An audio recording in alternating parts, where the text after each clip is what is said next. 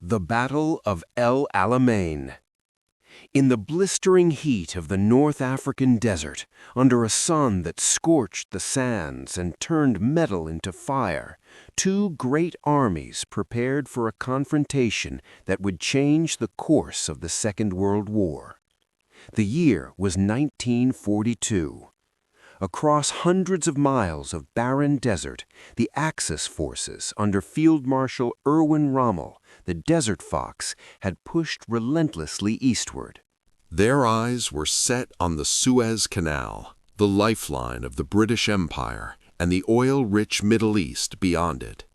Opposing them stood the Allied forces, weary but unbroken, led by a commander determined to halt the German advance and reclaim the initiative, General Bernard Montgomery. The desert was unforgiving, the stakes monumental, and the men on both sides knew that the coming battle would test every ounce of their courage, skill, and endurance.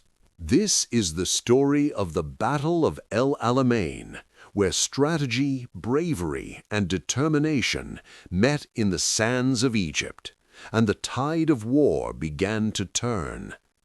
El Alamein, a small desert town in northern Egypt, might seem insignificant to those unfamiliar with the vast desert landscape, yet its position was critical. West of the town stretched open desert, offering little cover for an advancing army. To the east lay Alexandria and the Suez Canal, vital arteries of the British Empire.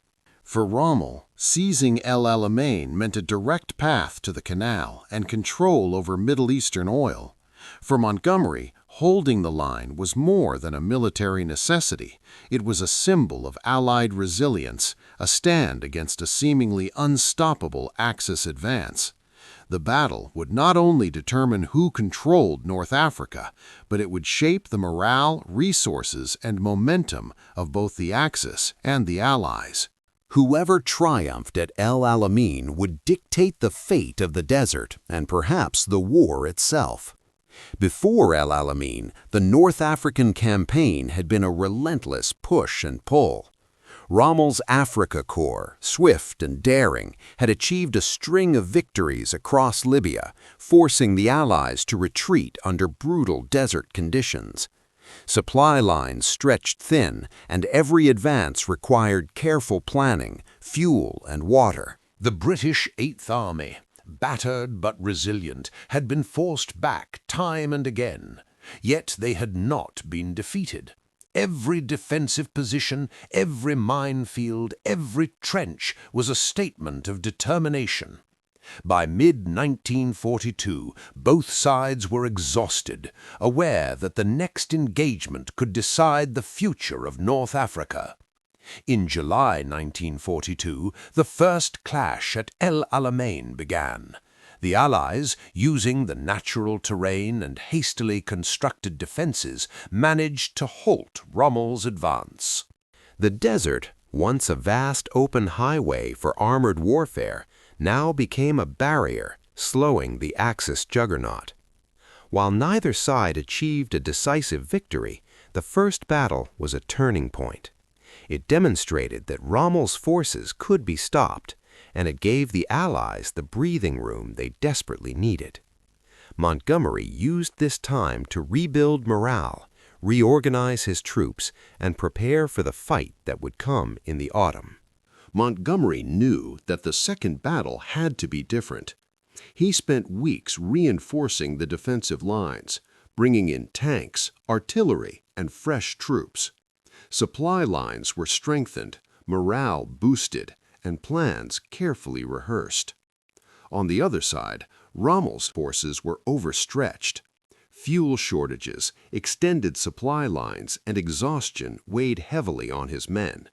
The Desert Fox, brilliant in maneuver warfare, now faced a well-prepared and determined enemy. The stage was set for a battle of attrition and strategy. In the early hours of October 23, 1942, the battle began. Operation Lightfoot, as it was known, commenced with a massive artillery bombardment that shook the desert sands and signaled the beginning of a new phase in the North African campaign. Allied infantry advanced carefully through minefields, supported by tanks and artillery. Every foot of desert was contested. Rommel counterattacked with armored divisions, seeking to repel the Allies and regain lost momentum. The fighting was fierce and relentless. Tanks clashed in clouds of sand and smoke. Artillery shells tore through defensive lines. Soldiers endured scorching heat by day, freezing nights, and constant bombardment. The desert itself seemed an adversary, offering no shelter and no mercy. After days of continuous engagement, the Allies began to break through the Axis defenses. Montgomery's careful planning, superior numbers, and coordination of infantry, armor, and artillery slowly began to overwhelm Rommel's forces. The Axis retreat began. Columns of vehicles and soldiers withdrew westward across the desert, harried at every turn by Allied air attacks and artillery fire. What had once seemed an unstoppable advance was now a desperate retreat.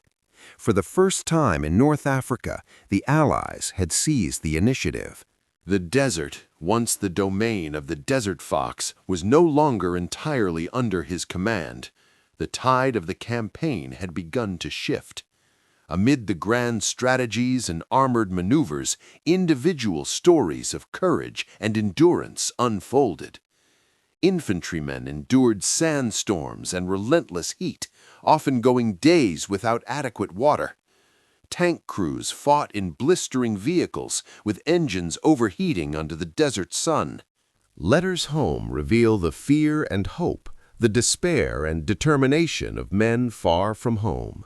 Medics and stretcher-bearers risked their lives to save comrades. Every soldier, from general to private, faced the unforgiving desert and the violence of war. Yet many found the courage to keep moving, to keep fighting, and to keep believing. By early November, the battle was effectively over.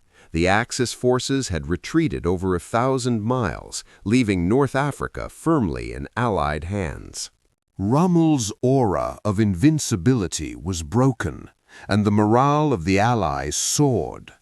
The Battle of El Alamein was not merely a tactical victory, it was a strategic turning point. It halted the Axis advance toward the Suez Canal, safeguarded vital supply routes, and allowed the Allies to plan the next phase of their campaign in North Africa. Winston Churchill famously remarked, "Before Alamein we never had a victory. After Alamein we never had a defeat." The battle had become a symbol of hope, resilience, and the power of careful planning, courage, and endurance. Today, the desert at El Alamein is quiet, its sands still and endless. But monuments, cemeteries, and museums stand as a testament to the men who fought and died here. The bravery, suffering, and sacrifice of those soldiers are remembered not just in Britain and Germany, but across the world. El Alamein reminds us of the human cost of war, the determination required to defend what is right, and the strategic importance of courage combined with careful planning. The Desert Fox may have tested the Allies to their limits, but at El Alamein, determination and unity triumphed over experience and daring. In the harsh, unforgiving sands of Egypt, a battle was fought that would resonate across the world. El Alamein was more than a clash of armies. It was a battle of endurance, strategy, and human spirit. From the desolate dunes arose a victory that changed the course of the war in North Africa and paved the way for the Allied advance into Europe. The sands of El Alamein tell a story of courage, sacrifice, and hope. A story of how ordinary men, in extraordinary conditions, altered the destiny of nations. If you find value in the stories and insights we share here, please give us a like, hit that subscribe button, and let us know what you think in the comments. Your feedback helps us create more of the content you love.